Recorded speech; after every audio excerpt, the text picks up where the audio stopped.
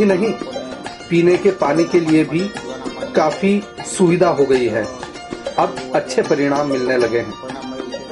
जीवन के लिए जल का कितना महत्व है, इसका उदाहरण समटियाला गांव में आए पानी से परिवर्तनों को देखकर मिल जाता है। लोग हर क्षेत्र में जागरूक होने लगे हैं। जैसे वातावरण की शुद्धता को ध्यान में रखते हुए जगह जगह वृक्षारोपण तो किया ही जा रहा है। सफाई कार्यक्रम के अंतर्गत नालियों का भी निर्माण किया गया है, जिससे गंदगी नहीं के बराबर रह गई है। विभिन्न आयोजनों के लिए एक कम्युनिटी हॉल भी बनाया गया है। ग्रामवासी बच्चों को जीवन में आगे बढ़ने के लिए शिक्षा के महत्व को समझते हुए उन्हें विद्यालय भेजने लगे हैं। बहुत से प्रतिभाशाली विद्यार्थी इस गांव की देन है। पूरे भावनगर के ग्रामीण इलाकों में यहीं की प्राथमिक शाला में बच्चों के बैठने के लिए बेंचों का इंतजाम है।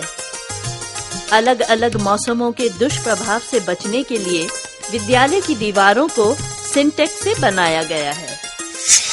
अब यदि कृषि खेती बाड़ी की बात की जाए तो कपास की फसल तो भरपूर है ही। एक अन्य फसल की भरमार से एक और महत्वपूर्ण उद्योग में फिर से जान पड़ गई है। जी हाँ, हम बात कर रहे हैं गन्ने की फसल की। लगभग 20 वर्षों के अंतराल के बाद यहाँ गन्ना फिर से बोया गया, जिससे गुड़ बनाने का उद्योग एक बार फिर से आरंभ हो गया है। गुड़ बनाने के लिए एक विशेष स्थान पर सारा गन्ना इकट्ठा करके रस निकालने वाली मशीन से उनसे रस निकाला जाता है। फिर उस रस को भट्टी पर रखे पहले कड़ाहे में डालकर गुनगुना गर्म किया जाता है। उसके बाद उसे दूसरे कड़ाहे में पलटकर उबाला जाता है। फिर तीसरे कड़ाहे में डालकर उसे पूरी तरह गाढ़ा होने तक पकाया जाता है। इसके पश्चात इस गाढ़े पदार्थ को ढलान वाली नाली में डाला जाता है, जिसका दूसरा सिरा एक चौकोर कुंड में होता है। इस नाली से बहकर ये उस कुंड में जमा होता जाता है। फिर इसे सूखने के लिए छोड़ दिया जाता है। पूरा सूखने पर ये गुड़ बन जाता है। और ये तो सबको मालूम ही है कि गुड़ स्वास्थ्य के लिए कितना लाभदायक है। किसान इस गुड़ को बेचकर एक बार फिर समृद्ध होने लगे हैं। गांव में अभी हमारे बड़ा चेक डैम 2 है कालूपर नदी के पे, और जलधारा ने दूसरा भी 5 चेक डैम बनाए, जिसमें सीमेंट भी लोगों ने दी थी। अब ये पानी से इतना मुनाफा और इतना फायदा हुआ है कि जो हम पानी मशीन से ही एक कैरा भी नहीं कर सकता था, उगा नहीं सकता था। अब 20 बीघा का आप देख रहे हैं मेरे पीछे जो गन्ना पड़ा है, ये बहुत बढ़िया 15-15 फुट का जो राड़ा है, वो तो 120 मन एक बीघे से गुड़ होता है, उसमें से बड़ा मुनाफा होता। हम हैं कुछ अपने लिए, कुछ हैं जमाने के लिए। बाहर का मौसम है कुछ करके गुजर जाने के लिए। यूं लुटाते ना फिरो ये खूबसूरत मौसम, ये नगीने तो हैं दुनिया को सजाने के लिए। पानी से आए परिवर्तनों की वजह से आज समटियाला गांव खुशहाल हो गया है। अब तो नदी के उस पार एक योजनाबद्ध नया समटियाला गांव भी बन गया है। यही नहीं, संपूर्ण सौराष्ट्र में जल संग्रह अभियान से फसलों का उत्पादन कई गुना बढ़ गया है। भारत के सबसे बड़े गोंडल मार्केटिंग यार्ड में चारों ओर मूंगफली ही मूंगफली एवं कपास ही कपास नजर आने लगी है। कपास तो उत्तमता के आधार पर ऊंचे दामों में बिकने ही लगी है। साथ में मूंगफली को भी एक विशेष प्रकार से तोलकर बोरियों में भरा जाता है, जिससे मार्केट यार्ड में मूंगफली की बोरियों का अंबार लग जाता है। फिर जब ये ऊंचे दामों में बिक जाती हैं, तो इन्हें बड़े बड़े ट्रकों में भरा जाता है। फिर तेल निकालने वाली फैक्ट्रियों में भेज दिया जाता है। इसके अलावा उत्तम क्वालिटी वाला जीरा भी मार्केट यार्ड में खूब आता है।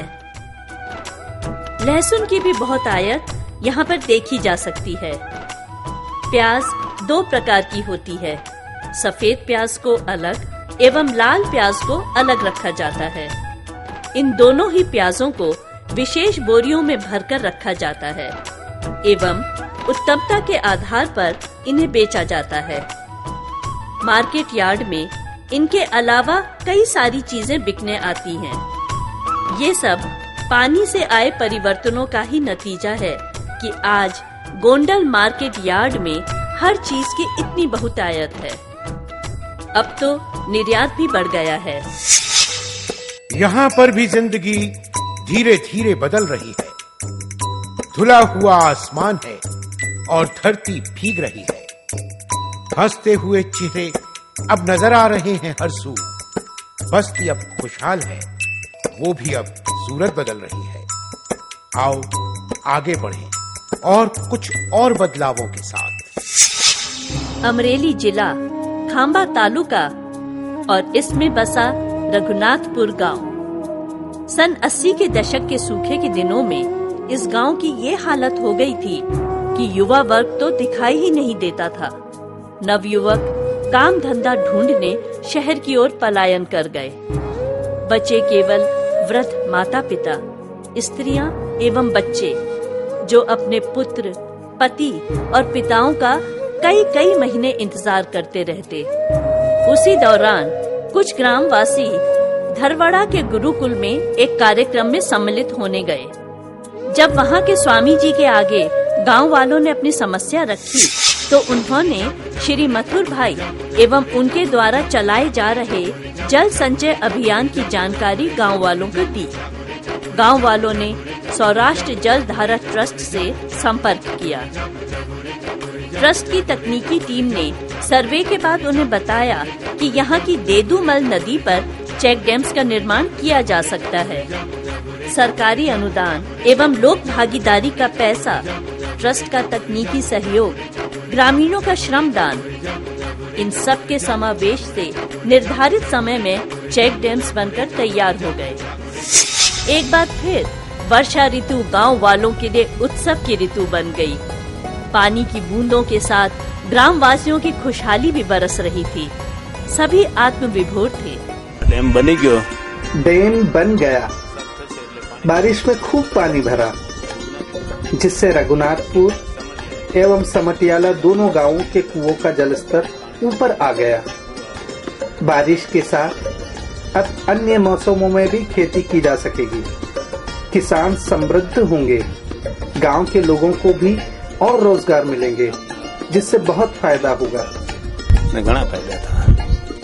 पानी से आए परिवर्तनों ने क्या इंसान, क्या पशु पक्षी, सभी का उद्धार कर दिया है। भेड़ों और अन्य मवेशियों को बरसों बाद हरी घास चरने को मिल रही है। अब तो लोग घोड़े भी पालने लगे हैं, जिन्हें विशेष अवसरों पर उपयोग में लाया जाता है। ग्रामवासी एक दूसरे के दुख सुख में शामिल होने लगे हैं और आयोजनों में भी हिस्सा लेने लगे हैं। शहरों की ओर पलायन करके गए लोग वापस गांव में लौटकर रोजगार करने लगे हैं। इनकी दुकानों की वस्तुएं पहले बैलगाड़ियों में आती थी, लेकिन आज बैलगाड़ियों का स्थान छकड़ों ने ले लिया है। कम दूरी की यात्रा करने के लिए ये छकड़े बहुत इस्तेमाल हो रहे हैं। इनमें मोटरसाइकिल के शक्तिशाली इंजन लगे होने से इनकी वजन खींचने की क्षमता बढ़ जाती है। खेतों की फसलों के अतिरिक्त रोजमर्रा की उपयोगी वस्तुएं इन्हीं छकड़ों द्वारा ले जाई जाती हैं। एक गांव से दूसरे गांव आने जाने के लिए यहाँ छकड़ों से अच्छी और सस्ती सवारी कोई नहीं है। छकड़े भी कई प्रकार के हैं। कुछ खुले होते हैं तो कुछ ढके हुए, धूप एवं बारिश से बचने के लिए। वैसे ज्यादातर खुले होते हैं। ये छकड़े सौराष्ट्र की अपनी एक अलग ही पहचान का प्रतीक हैं। हमारे गांव में पानी की बहुत समस्या थी। किसानों के कुएं एवं खेती सूख गई थी, लेकिन चेक डैम बनने से कुओं का जल स्तर ऊपर आ गया है। समृद्धि बढ़ रही है, हमारे गांव में भी और आसपास के गांव में भी। रघुनाथपुर गांव में एक विशाल स्वामी नारायण मंदिर है, जहां बड़ी संख्या में पुरुषों को दर्शन करते देखा जा सकता है। वहीं पास में ही एक और छोटा स्वामी नारायण मंदिर है, जहां महिलाओं को सत्संग करते हुए देखा जा सकता है। तो आइए चलते चलते वहां के दर्शन हम भी कर लें।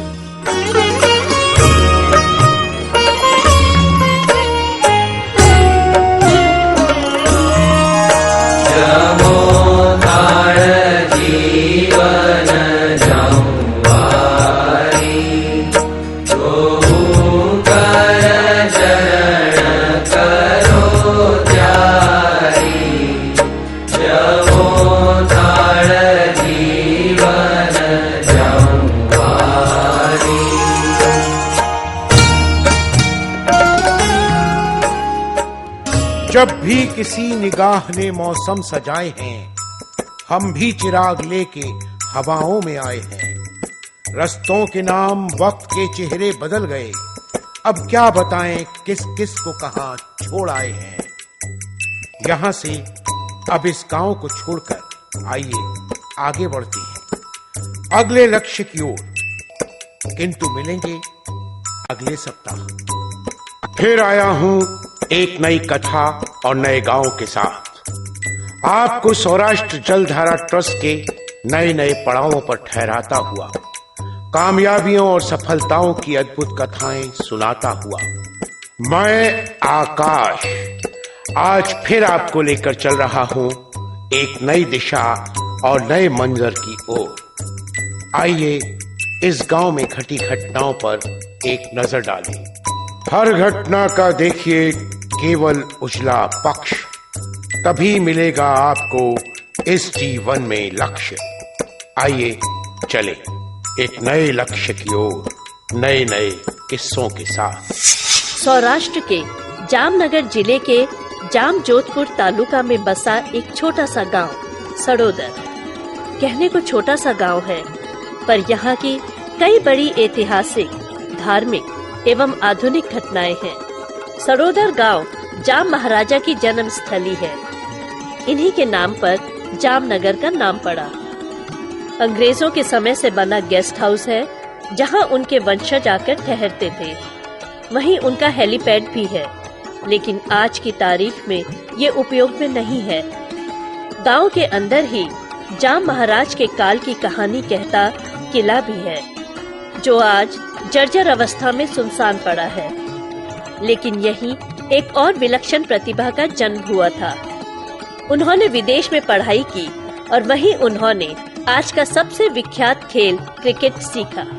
इस खेल में उनकी अद्भुत प्रतिभा को देखकर अंग्रेजों ने पूछा कि आपने कहाँ का पानी पिया है, तो उन्होंने गर्व से न केवल अपने गांव सड़ोदर का नाम लिया, बल्कि गांव के उस कुएं से एक बोतल पानी भी मंगवाकर अंग्रेजों को दिया। महाराजा रंजीत सिंह का सम्मान हमारे देश में भी हुआ और उन्हीं के नाम पर यहाँ रणजी ट्रॉफी की शुरुआत हुई। जडेजा खानदान की जड़ें भी इसी गांव में हैं, जिनके वंशज अजय जडेजा ने भी क्रिकेट जगत में अद्भुत प्रतिभा दिखाई है। और पीछे जाएं तो सड़ोदर की धरती पर पांडवों ने भी वनवास के दिनों में कदम रखे थे। माँ कुंती की इच्छा पूरी करने के लिए एक गुफा में भीम ने फूल से शिवलिंग की स्थापना की थी। बाद में यह फूलेश्वर मंदिर या फूलनाथ महादेव के नाम से जाना गया। यहाँ हर वर्ष लगने वाले मेले में लाखों की संख्या में श्रद्धालु आते हैं, कुंडों में स्नान कर मंदिर के दर्शन करते हैं। समय हर समय अपना स्वरूप बदलता है, वो पल पल को अपने साथ लेकर चलता है और अलग अलग हालातों में अपने आप को बदल लेता है। इसीलिए इंसान को सिर्फ अभी अर्थात इसी क्षण में जीना चाहिए, तभी उसका जीवन पूर्ण होता है। भूत भविष्य की फिक्र से समय होता नाराज, कहता है कल की सोच में बिगाड़ो नहीं आज। 80-90 के दशक में पड़े भयंकर अकाल रूपी नाग ने एक और गांव को डस लिया। सड़ोदर गांव के ग्रामवासी और मवेशी बेबस हो गए। ऐसे में खोपाला मॉडल की सफलता के बारे में सुनकर 2 बसों में भरकर ग्रामवासी खोपाला गए। वहां पानी से आए परिवर्तनों से इतने प्रभावित हुए कि फौरन सौराष्ट्र जल धारा ट्रस्ट से संपर्क करके सड़ोदर में भी चेक डैम बनाने का अनुरोध किया। ट्रस्ट ने सर्वे के बाद बताया कि ये वहाँ संभव है। फिर क्या था, 60% सरकारी अनुदान और 40% लोक भागीदारी का पैसा इकट्ठा होते ही सौराष्ट्र जल धारा ट्रस्ट की जेसीबी मशीनों ने तालाबों की खुदाई एवं तकनीकी टीम ने चेक डैम्स का निर्माण कार्य आरंभ कर दिया। निर्धारित समय में तकरीबन 80-90 चेक डैम्स और तालाब तैयार हो गए। जेसीबी मशीनों ने 1000 घंटे तक कार्य किया और ट्रस्ट ने 1200 सीमेंट की बोरियों का योगदान दिया। एक बार फिर मौसम ने करवट ली और बरसात की तेज फुहारों ने सब चेक डैम्स और तालाबों को लबालब भरकर एक और गांव को खुशहाल और हरा भरा बना दिया। जलधारा ट्रस्ट के मथुरभाई सवानी की तरफ से बहुत सहयोग मिला। ट्रस्ट की ओर से 1200 थैलियां सीमेंट मिली और 1000 घंटे जेसीबी का काम चला। जल संचय होने से पानी का तल ऊपर आ गया, जिससे पैदावार बढ़ गई, जिससे फसलों का उत्पादन बहुत बढ़ गया। गांव के किसानों को तो फायदा हुआ ही हुआ, उसके साथ साथ रोजगार के भी काफी अवसर बढ़ गए। गांव खुशहाल हुआ। ऐसा अगर दूसरे गांव वाले भी करने लगे तो बहुत फायदा होगा। सड़ोदर गांव में पानी से आए परिवर्तनों से खुशहाली व जागरूकता हर क्षेत्र में दिखने लगी है। बच्चों को विद्यालय भेजा जा रहा है। शारीरिक व्यायाम के समय बच्चों को प्रांगण में गोलाकार खड़ा करके अलग अलग खेल खिलाए जाते हैं। प्रार्थना में वंदे मातरम भी गाती हुई बच्चियां बहुत प्यारी लगती हैं।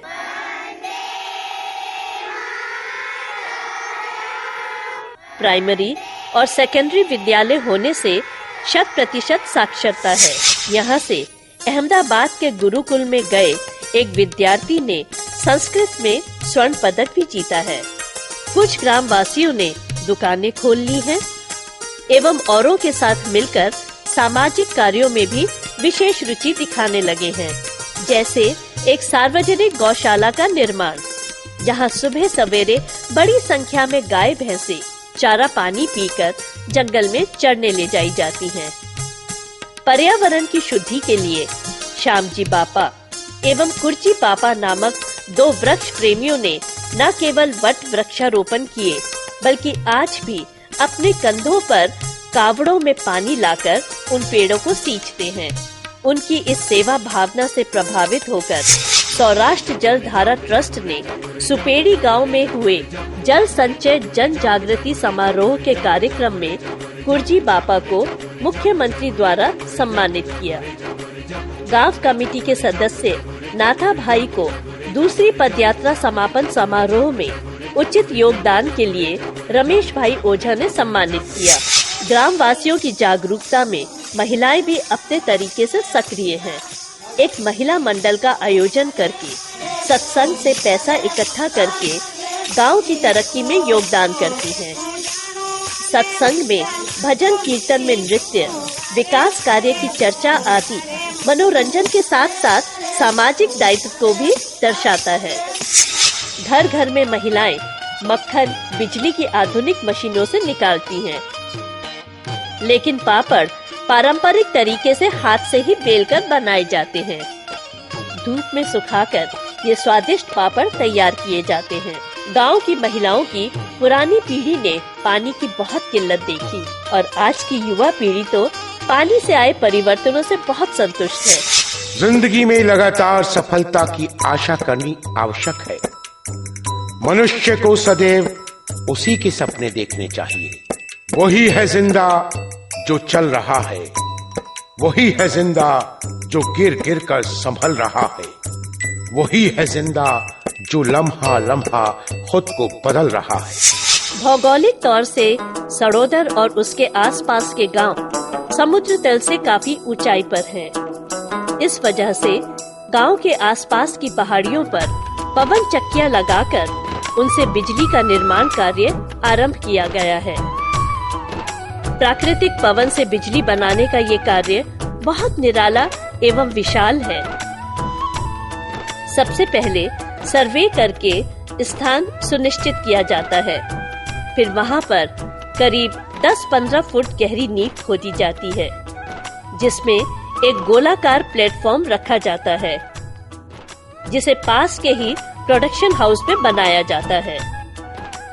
वहीं पर लगभग 18 गोलाकार ब्लॉक्स का निर्माण सरिये के एक सांचे में सीमेंट, कंक्रीट, मिट्टी, पानी और बर्फ डालकर किया जाता है। जब ये ब्लॉक्स सूख जाते हैं तो उन्हें एक विशेष रंग से रंग कर ट्रकों में डालकर सुनिश्चित स्थान पर लाया जाता है, जहां पर एक के ऊपर एक 18 ब्लॉक्स रखकर एक टावर खड़ा किया जाता है, जिसके अंदर सीढ़ी एवं ऊपर जाने का रास्ता भी होता है। फिर इस पर विदेश से लाई मशीन लगाकर उसमें 3 पंख लगाए जाते हैं, जिसमें हर पंख की लंबाई करीब 40 से 42 मीटर होती है। ये बड़े बड़े ट्रेलर में रखकर लाए जाते हैं। पवन के वेग से जब ये पवन चक्कियां चलती हैं, तो बिजली का निर्माण होता है। इन पवन चक्की से जुड़े बिजली के तारों से प्रभावित होकर ये विद्युत सब स्टेशन पहुंचती है, जहां से बड़े बड़े टावरों के जरिए इन्हें दूर दराज के सरकारी टावरों से जोड़ दिया जाता है, जिसका वितरण सरकार मांग के अनुसार अलग अलग गांव में करती है। अब केवल आसपास के गांव ही नहीं, पूरा गुजरात रोशन हो जाएगा। दूर दूर तक दिखती ये पवन चक्कियां यहाँ के विकास की कहानी कह रही हैं। अगर ऐसे ही साधनों का उपयोग हम करने लगे तो पूरे देश में बिजली की समस्या समाप्त हो जाएगी। हर परिवर्तन कुछ नया लेकर आता है। किसी भी देश की उन्नति की प्रक्रिया गांव से होती हुई शहरों तक और शहरों से राज्यों और राज्यों से देश तक पहुंचती है। इस प्रगति में सभी शामिल होते हैं। गुजरो जो बाग से तो दुआ मांगते चलो, जिसमें खिले हैं फूल वो डाली हरी रहे। प्रगति की राह यूं ही चलती रहे। जामनगर जिले में ही कालावड़ तालुका में स्थित है नवा गांव। ये गांव कुर्जी बापा के नाम से भी जाना जाता है, जिन्होंने गांव में लगभग 5000 बड़ के पेड़ों का रोपण किया था, जिससे ग्रामीणों को शुद्ध हवा और छाया तो मिल ही रही है, साथ ही इन पर लगे फलों से पक्षियों को भी खाना मिलता है। कुर्जी बापा के इन्हीं कार्यों की वजह से उन्हें राष्ट्रपति सम्मान के साथ अन्य सम्मान भी मिले। गांव वाले तो उन्हें एक संत के रूप में पूजते हैं। सूखे के दिनों में इस गांव ने भी अन्य कई गांवों की तरह बहुत दुख झेले हैं। ऐसे में सौराष्ट्र जल धारा ट्रस्ट का जन जागृति महासम्मेलन कालावड़ में हुआ। यहाँ के लोगों ने भी वहाँ जाकर और अपने गांव में मीटिंग करके ट्रस्ट से संपर्क किया। ट्रस्ट की तकनीकी टीम ने सर्वे के बाद गांव में लगभग 115 चेक डैम्स बनाने का सुझाव दिया।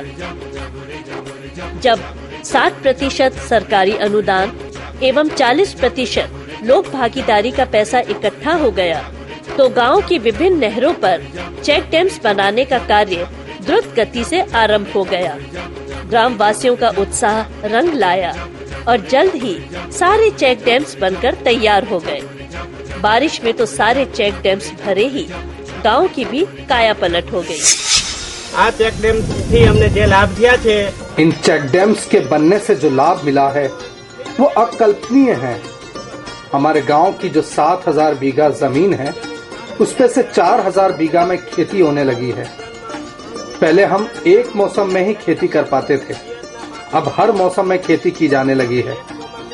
पहले हम पूरे गांव का 3 से 4 करोड़ का ही उत्पादन लेते थे, वो अब बढ़कर 8 से 10 करोड़ का हो गया है। ये बहुत बड़ा परिवर्तन है। इस गांव में पीने का पानी नहीं था। बहनों को 2-3 किलोमीटर दूर से पानी लाना पड़ता था। अब 3 घंटे रोज पानी आने लगा है गांव में। पहले पानी 300 फीट गहरे से आता था, अब 15 फुट पर ही पानी मिल जाता है। जल संचय अभियान ने पूरे गांव को हरा भरा कर दिया है, इसलिए सौराष्ट्र जलधारा ट्रस्ट का जितना आभार मांगे उतना कम है। गांव में जल संचय से कुओं का जल स्तर बहुत ऊपर आ गया है। कुओं में पंप लगाकर पानी निकाला जाता है और मात्रानुसार खेतों में छोड़ा जाता है। पानी की बहुतायत से गांव में कपास एवं मूंगफली के साथ साथ गेहूं की भी खेती की जाने लगी है। ताजा सब्जियों के लिए प्याज, गोभी, मिर्च एवं अन्य सब्जियां भी उगाई जाने लगी हैं। साथ ही फलों में केले, पपीते, अमरूद एवं चीकू के पेड़ भी बहुत देखने को मिलते हैं, जिससे किसान समृद्ध होने लगे हैं। गांव में चेक डैम्स के साथ साथ कपड़े धोने के घाट का भी निर्माण किया गया है, जहां औरतें सामूहिक रूप से कपड़े धोती हैं। गांव में पानी की बहुतायत से दूसरे प्रांत के ही नहीं, विदेशों के पक्षी भी यहां आने लगे हैं। उनका पानी में तैरना, आकाश में उड़ना लोगों का मन मोह लेता है।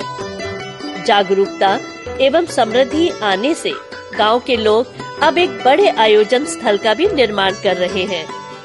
गांव वालों के सामूहिक सहयोग से बनने वाले इस बड़े कम्युनिटी हॉल अर्थात आयोजन स्थल से विशेष अवसरों पर सुविधाजनक स्थल मिलने लगेगा और बरसों के इंतजार के बाद इस समस्या से भी गांव वालों को निजात मिल जाएगी।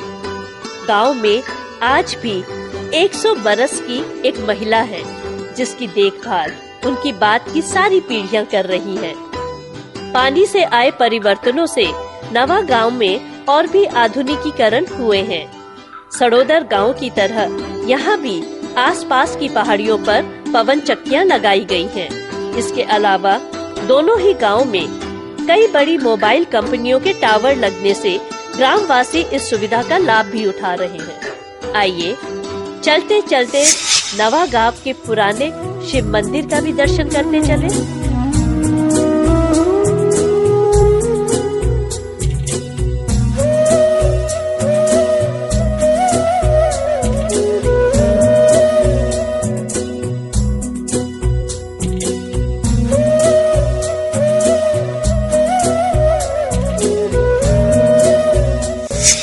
हंसते हुए चेहरों से है शहरों की जीनत, रोते हुए लोगों को मंजिल नहीं मिलती।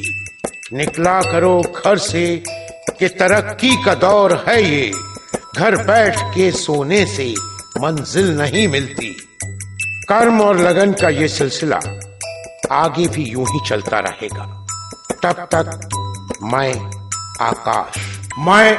आकाश पूर्व सूत्र पर एक नजर।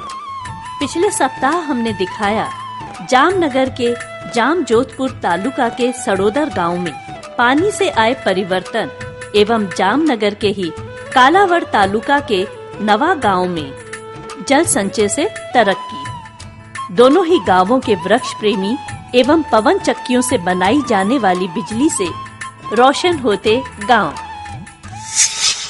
मैं आकाश नए नए शहरों और गांव से होता हुआ आप सभी को लेकर चल रहा हूं आज एक नई दिशा की ओर, पानी से आए परिवर्तनों की इस श्रृंखला में।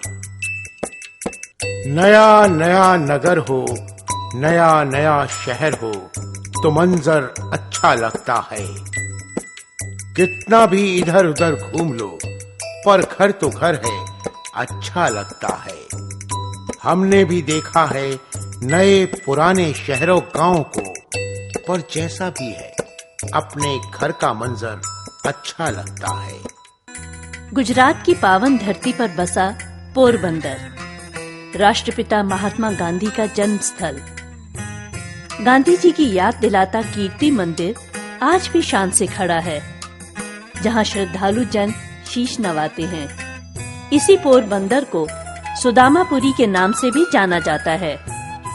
सुदामा के परम मित्र मुरली मनोहर माधव के नाम पर पड़ा माधवपुर गांव का नाम, जो पोरबंदर में ही है। इसी माधवपुर में श्री कृष्ण रुक्मणी का हरण करके लाए थे और यही मंडप बनाकर उनसे विवाह रचाया था। आज भी रुक्मणी मंडप गांव में मौजूद है, जिसे मंदिर का रूप दे दिया गया है। गांव में समुद्र के किनारे सैकड़ों वर्ष पुराना एक माधव मंदिर है। मंदिर की जर्जर अवस्था को देखते हुए पास में ही नया श्रीनाथ मंदिर भी बनाया गया है, जहां श्रद्धालु पूजा अर्चना करते हैं। माधवपुर का समुद्री किनारा यानी बीच एशिया का सबसे साफ सुथरा बीच माना गया है। किनारे पर ही एक बड़ा सा शिवलिंग बना है। कहीं छोटी छोटी नावें करीने से खड़ी दिखती हैं, तो कहीं पक्षी कलरव करते दिखाई देते हैं।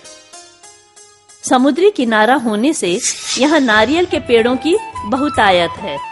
इसी वजह से नारियल पानी का व्यवसाय अच्छा चल निकला है। मांग के अनुसार छोटी बड़ी गाड़ियों में भरकर दूसरे स्थानों पर इनका निर्यात भी किया जाता है। माधवपुर की जमीन एवं मिट्टी लाइमस्टोन यानी चूने से युक्त है। कई व्यवसायी बड़ी बड़ी जमीनें लेकर मशीनों द्वारा पत्थरों की कटाई करके लाइमस्टोन निकालकर बेचने का व्यवसाय कर रहे हैं। इनका उपयोग घर एवं इमारतें बनाने में किया जाता है। पत्थरों की कटाई से जगह जगह गहरे गड्ढे पूरे गांव में देखे जा सकते हैं। गुरुकुल, आश्रम, सभ्यताएं और संस्कृतियां भारत की पहचान बन चुकी हैं।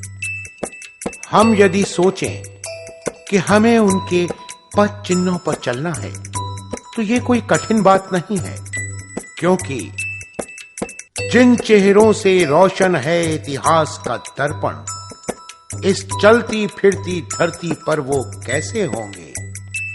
सूरत मूरत बन गई है आज, लेकिन पहले तो वो भी हम जैसे ही होंगे। माधवपुर के प्राकृतिक सौंदर्य में चार चांद लगाता हुआ कई एकड़ में फैला आचार्य रजनीश का ओशो आश्रम भी है, जहां रहने वाले लोग पशु पक्षियों एवं प्रकृति के साथ शांति एवं आनंद से जीवन यापन कर रहे हैं। सालों पहले जब रायन के वृक्षों की कटाई बढ़ गई, तो ओशो आश्रम ने रायन के पेड़ों को बचाने का बीड़ा उठाया। आज आश्रम में जगह जगह रायन के वृक्ष फैले हुए हैं। हमेशा हरे भरे रहने वाले 500-600 साल पुराने इन वृक्षों की घनी छाया में बैठने के स्थान बनाए गए हैं। यही नहीं, कई लोगों ने तो पेड़ों के ऊपर भी रहने की व्यवस्था की है। आश्रम में रहने वाले लोगों ने अपने हाथों से अपने रहने के स्थान बनाए हैं। पेड़ों की सूखी लकड़ियों और बेकार वस्तुओं से कई कलात्मक वस्तुएं बनाई हैं। आश्रम के जंगल के बीच में एक सनसेट पॉइंट भी है। आश्रम वासी अपने हाथों से सब्जियां एवं वनस्पति उगाते हैं, जिनका उपयोग आश्रम के ही रसोई घर में होता है। इस विराट आश्रम में रहने की सुव्यवस्था के साथ ही ध्यान, मनन एवं प्रवचन के लिए एक बुद्धा हॉल भी है, जहां ब्रह्म वेदांत जी प्रातःकाल और संध्या काल में प्रवचन देते हैं। वहीं आसपास मानव जीवन से संबंधित कई कलात्मक चित्र लगाए गए हैं। हर चित्र, हर वस्तु अपने आप में कुछ कहती प्रतीत होती है। ब्रह्म वेदांत जी पर्यावरण के संबंध में क्या कहते हैं, आइए उन्हीं के श्रीमुख से सुने। विश्व में दो तरह की धारा बहती है। एक धारा अंधकार से प्रकाश की ओर और दूसरी धारा प्रकाश से अंधकार की ओर। अंधकार के प्रकाश की ओर धारा को चैतन्य की धारा कहते हैं, कॉन्शियसनेस।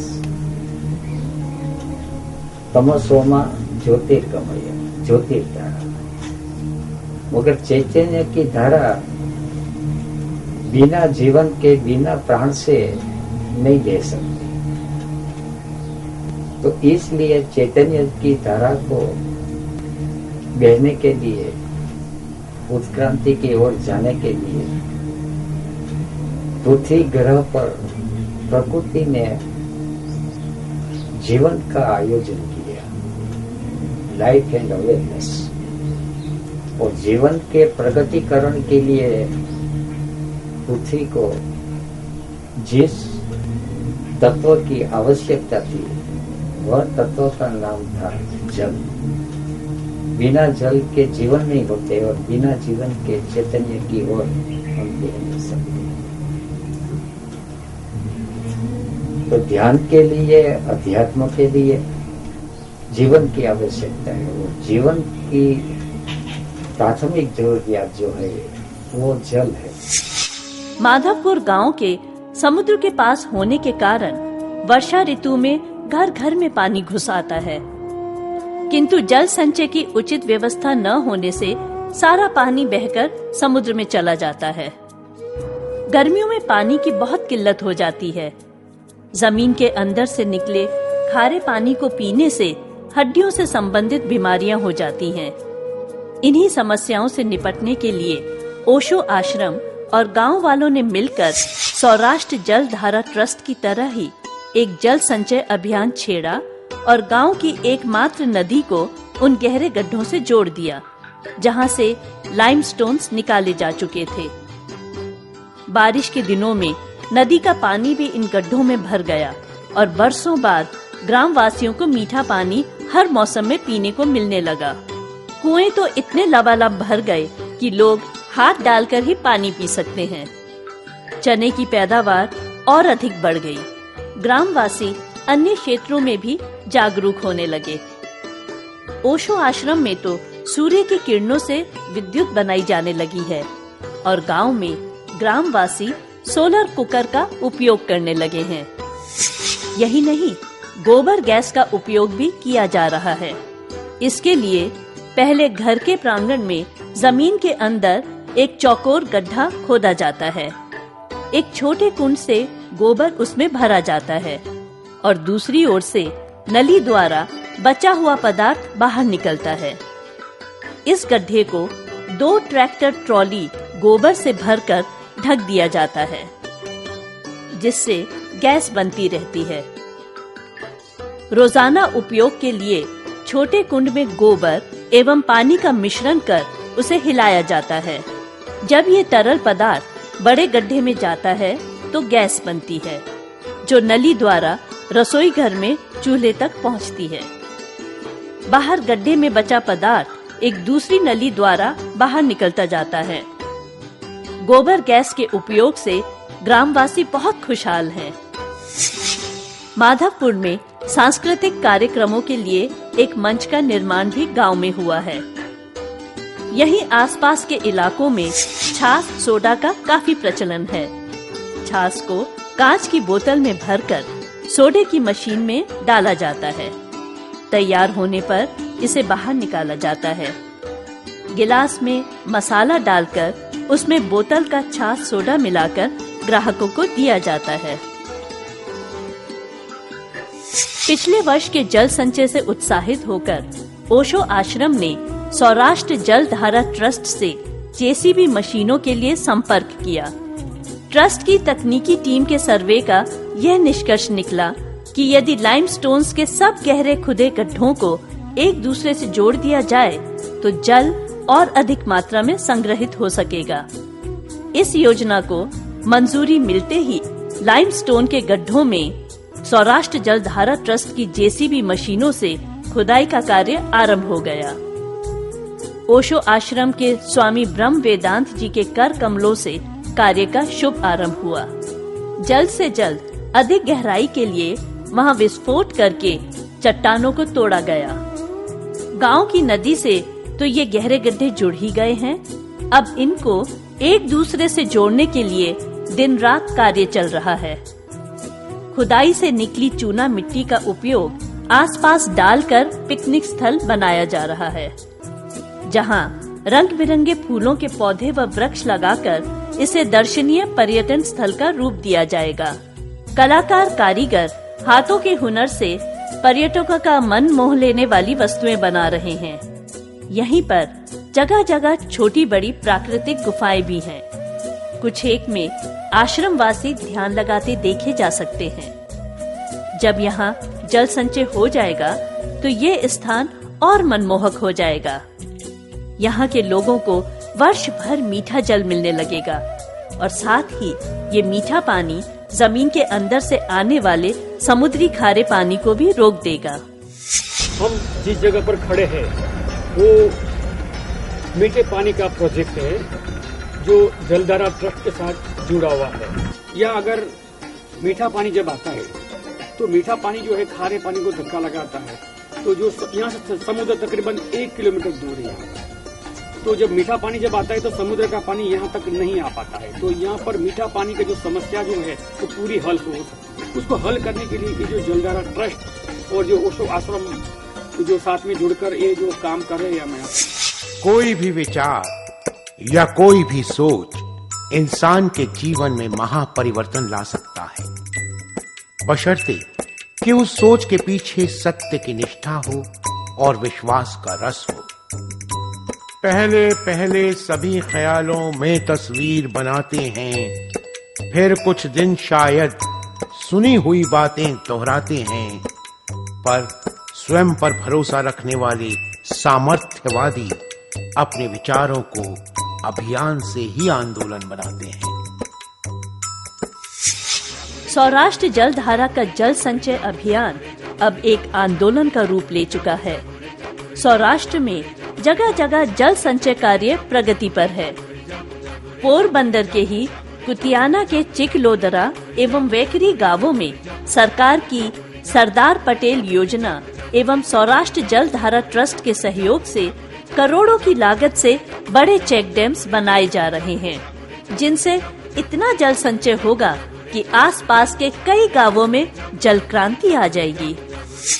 भावनगर जिले के महुआ तालुका के ओठा गांव में भी जल समस्या के निवारण के लिए सौराष्ट्र जलधारा ट्रस्ट की ओर से तालाब की खुदाई एवं पाला बनाई का कार्य किया जा रहा है। खुदाई से निकली मिट्टी को शमशान भूमि में डाला जा रहा है, ताकि वहां वृक्षारोपण करके मोक्ष धाम का सौंदर्यीकरण किया जा सके। जल संग्रह होने से गांव की महिलाओं को पानी भरने दूर दराज नहीं जाना पड़ेगा। एक बार फिर प्रभात फेरियां आरंभ हो जाएंगी, पक्षियों को दाना पानी मिलने लगेगा। देश में सबसे अधिक प्याज का उत्पादन और निर्यात करने वाले महुआ तालुका के गांवों में अब हर मौसम में खेती होगी और लकड़ी के खिलौने बनाने के लिए प्रसिद्ध यहाँ का उद्योग एक बार फिर कार्यरत हो जाएगा। महुआ एवं इसके गांव फिर से सौराष्ट्र का कश्मीर कहलाए जाने लगेंगे और यहाँ पहले की तरह ही सभी पर्व धूमधाम से मनाए जाएंगे।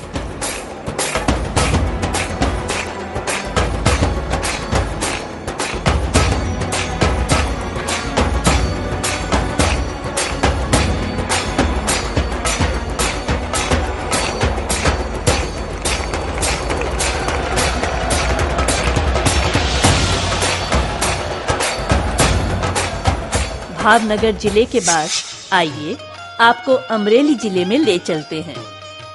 यहाँ राजुला तालुका के धारेश्वर गांव में भी सरकारी सहयोग एवं सौराष्ट्र जलधारा ट्रस्ट के सौजन्य से चेक डैम्स का निर्माण किया जा रहा है। उनमें जल संचय से एक बार फिर गांव में खुशहाली छा जाएगी। ग्रामवासियों को मीठा जल उपलब्ध होगा, जिससे उन्हें कर्ज लेकर वाटर फिल्टर खरीदने की समस्या से छुटकारा मिल जाएगा। फसलों की पैदावार के साथ साथ पशुओं के दूध देने की मात्रा भी बढ़ेगी। जल संचय के कारण एक और गांव प्रगति के पथ पर आगे बढ़ेगा। धारेश्वर का नाम ऐतिहासिक शिव मंदिर के नाम पर रखा गया है। आइए चलते चलते वहां के दर्शन भी कर ले। जय जय भोले जय शिव